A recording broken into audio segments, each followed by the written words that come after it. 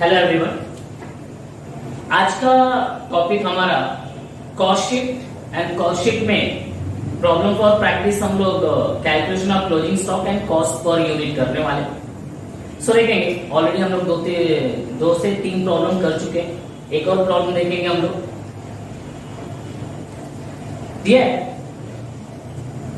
Dunkel limited started a factory in Navi Mumbai on 1st April 2013. Following details are furnished about its activity during the year ended 31st March 2014. जिसमें सबसे पहले आपको दिया है raw material consume. थोड़ा सा different problem है। अभी तक हमने जो भी प्रॉब्लम किया उसमें आइटम के नाम प्लस अमाउंट दोनों दिए रहते थे। यहाँ पे थोड़ा सा डिफरेंट है। देखेंगे raw material consume 40,000 unit at the rate ₹7 per unit. Direct wages में दो टाइप के दिए हैं, skilled worker 9 per unit, unskilled worker 6 per unit. मतलब पहला आपको पता है कि रॉ मटेरियल कंज्यूम आता है हमारा, सेकेंड हमारा डायरेक्ट वेजेस आता है एंड थर्ड हमारा डायरेक्ट एक्सपेंसेस आता है। सो रॉ मटेरियल कंज्यूम हो गया हमारा, डायरेक्ट वेजेस हो गया जिसमें दो दिया हुआ है, रॉयल्टी एंड ब्रैकेट में दिया है ऑन रॉ मटेरियल कंज्यूम, ये हमारा डायरेक्ट एक्सपेंसेस हो जाएगा जो दिया है eight the rate ₹3 per unit. Work overhead जो हमारा फोर्थ होता है हेडिंग में एट द रेट ₹8 पर मशीन हावर दिया हुआ है and machine hour work 25,000। Office overhead at 1/3 of work cost. अभी 1/3 of work cost that means what, जो भी हमारा वर्क कॉस्ट आएगा उसका 1/3 लेना है हमको, वो हमारा क्या हो जाएगा ऑफिस एंड एडमिनिस्ट्रेटिव ओवरहेड हो जाएगा। सेल्स कमीशन दिया है 4 पर यूनिट। जो भी यूनिट हमने क्या किया रहेगा सेल किया रहेगा इंटू 4 कर देंगे तो सेलिंग एंड डिस्ट्रीब्यूशन ओवरहेड हमारा आ जाएगा। यूनिट प्रोड्यूस 40,000 दिया हुआ है हमको यहाँ पे। टोटल हमने जो ईयरली यूनिट प्रोड्यूस किया है वो 40,000 यूनिट प्रोड्यूस किया है and stock of unit at the end 4,000 unit to be valued at cost of production per unit. जैसा कि मैंने आपको बताया था यहाँ पे हमको क्लोजिंग स्टॉक कैलकुलेट करना है। तो 40,000 हमने प्रोड्यूस किया है जिसमें से 4,000 एट द एंड हमारे पास रिमेनिंग बैलेंस बचा हुआ है, उसका हमको कॉस्ट फाइंड आउट करना है। कॉस्ट कैसे फाइंड आउट करना है, वहां पे दिया है cost of production per unit के बेस पे फाइंड आउट करना है। Sales price is 50 per unit और हमारा यहाँ पे सेल्स प्राइस दिया है 50 पर यूनिट। तो अगर मैं नॉर्मली आपको बताऊं तो 40,000 हमारा प्रोडक्शन है, 4,000 रिमेनिंग है दैट इज क्लोजिंग स्टॉक। तो 40 माइनस 4 36,000 यूनिट हमने क्या किया है सेल किया है। आगे दिया prepare cost sheet showing the various element of cost both in total and per unit. Total and per unit that means what, cost and cost per unit हमको फाइंड आउट करना है। तो सब कुछ मैंने आपको यहाँ पे एक्सप्लेन कर दिया। यहाँ पे हमको पर यूनिट के हिसाब से क्या फाइंड आउट करना है, हमको यहाँ पे प्राइस फाइंड आउट करना है। सो देखेंगे एक एक आइटम में यहाँ पे आपको प्रॉपरली करके दिखाऊंगा, जिसमें हम सबसे पहले देखेंगे हमारा जो फर्स्ट होता है दैट इज डायरेक्ट मटेरियल। चलो हेडिंग देता हूं मैं एक, direct material. So direct material आपको आप देखेंगे, आपको स्क्रीन पे दिखाई दे रहा होगा, दिया है direct material 40,000 unit at the rate ₹7 per unit. At the rate ₹7 per unit तो आप उसको इंटू कर सकते हैं, दैट इज 40,000। उसमें आपका डायरेक्ट मटेरियल है raw material, raw material that is 40,000 into price दिया आपको वहां पे दैट इज 7 पर यूनिट।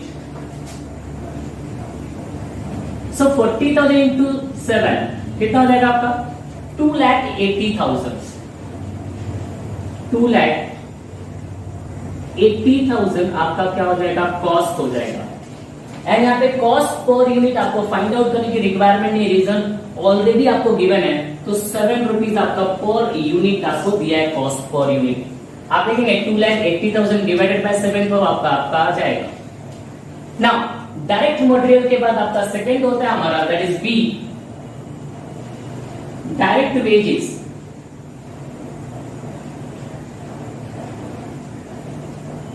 अगर आपको याद होगा, आप देखेंगे यहाँ पे डायरेक्ट वेजेस में दो टाइप का दिया था, स्किल्ड वर्कर एंड अनस्किल्ड दिया था। आप देखेंगे वहां पे स्किल्ड वर्कर्स में 40,000 इंटू आपको 9 रुपीज का प्राइस दिया हुआ था। देखेंगे आपका स्किल्ड वर्कर 9 पर यूनिट,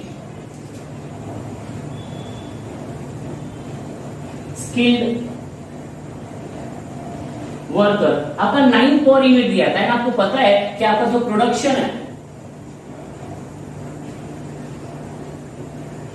वो 40,000 यूनिट आपके प्रॉब्लम में गिवन है, 40,000 unit given in the problem.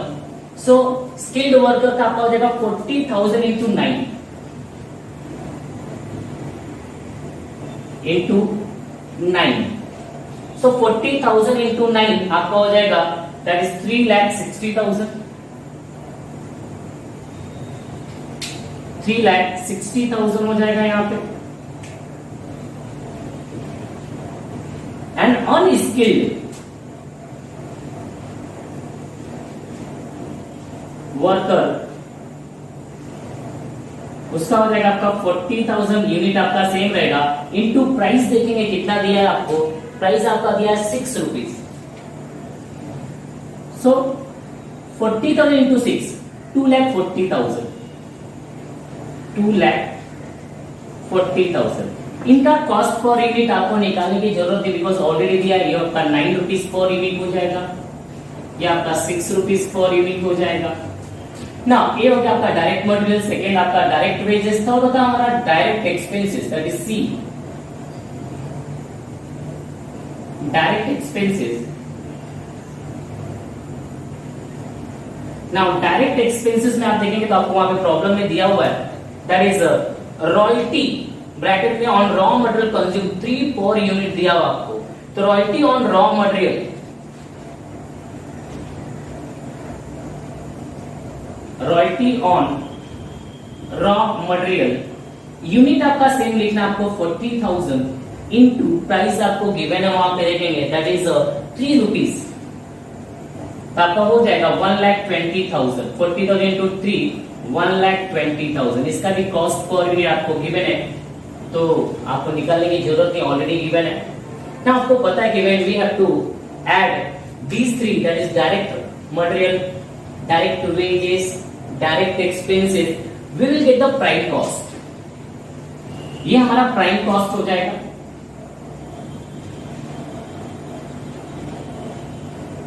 Prime cost add कर देंगे आप 2,80,000, कैसी आपके पास 3,60,000, 2,40,000, 1,20,000। सो देखेंगे आपका जो प्राइम कॉस्ट आएगा दैट इज 10 लाख रुपीज आएगा। 7, 8, 9, 10 लाख रुपीज। ये 10 लाख रुपीज हमारा क्या आ जाएगा प्राइम कॉस्ट। नाउ इसको भी आप क्या करेंगे 40,000 से डिवाइड कर देंगे, उसका सीटीओ मिल जाएगा आपका। डिवाइड करके देखो आपका आएगा दैट इज 25 रुपीज। 25 रुपीज हमारा क्या आएगा cost per unit. After prime cost हमारा नेक्स्ट होता है that is the work overhead.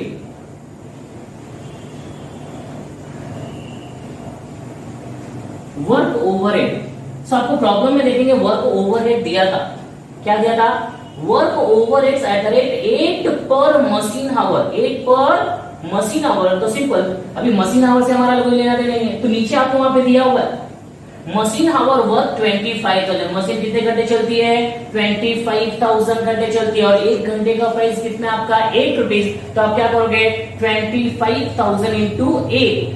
तो यहाँ पे देखेंगे हम लोग मशीन वर्क आवर आपका दिया है वहां पे, वर्क ओवरहेड्स आप इसे यहीं पे कर सकते हो। उसको 25,000 दिया था आपका, 25,000 इंटू 8 रुपीज आपका प्राइस दिया है, आपका हो जाएगा टोटल 2 लाख। ये आपका वर्क कॉस्ट मिल जाएगा, work cost, and that is 10 + 2 12 lakh rupees. इसको भी आप 40 से डिवाइड करेंगे, 2 लाख को 40 से डिवाइड करेंगे तो आपका मिल जाएगा दैट इज 5 रुपीज, एंड ये इसको 40 से डिवाइड करेंगे 30 रुपीज। ऐसा आपका सीपीयू फाइंड आउट होते जा रहा है ना। वर्क कॉस्ट के बाद आपका नेक्स्ट है ई, हमारा होता है office and administrative overheads. Office and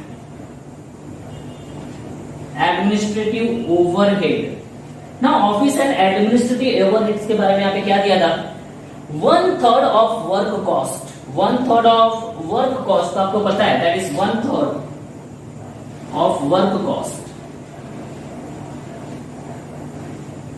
तो आप देखेंगे 1/3 ऑफ वर्क कॉस्ट कितना आपका 12 लाख। 12 लाख का 1/3 दैट इज 4 लाख रुपीज। इसको ऐड कर देंगे आप, 12 प्लस 4 दैट इज 16 लाख। ये हमारा हो जाएगा कॉस्ट ऑफ प्रोडक्शन।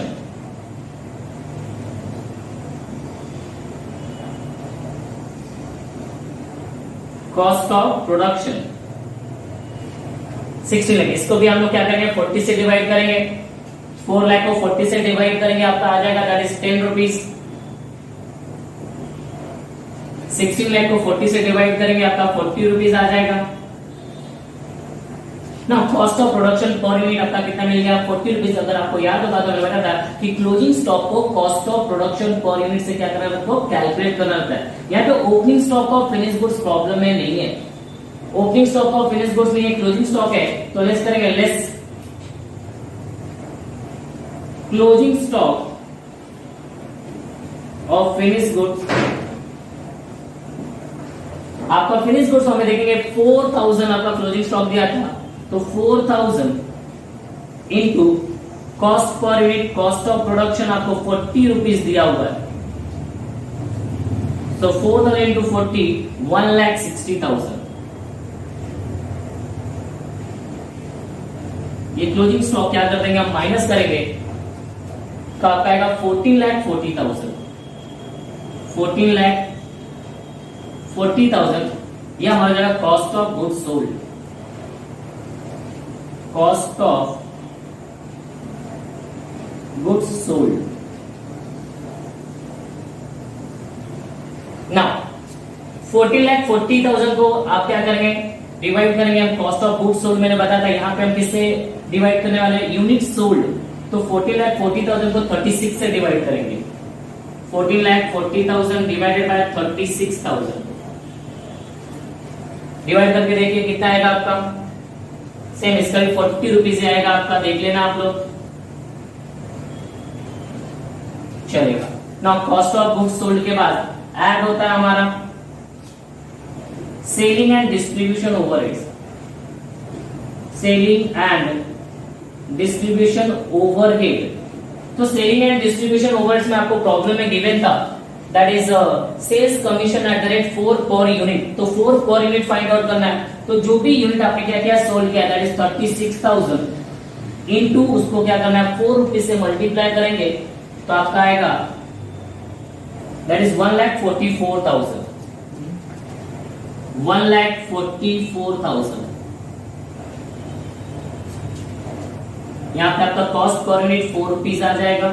ऐड कर देंगे तो आपको मिलेगा total cost. Total cost that is 15,84,000। 15,84,000 आपका आएगा टोटल कॉस्ट। इसको आप लोग 36,000 से डिवाइड कर दो तो आपका आएगा 44 रुपीज। नाउ जैसे ही हमको टोटल कॉस्ट मिलेगा हमको क्या फाइंड आउट करना था प्रॉफिट एंड सेल। तो ऐड प्रॉफिट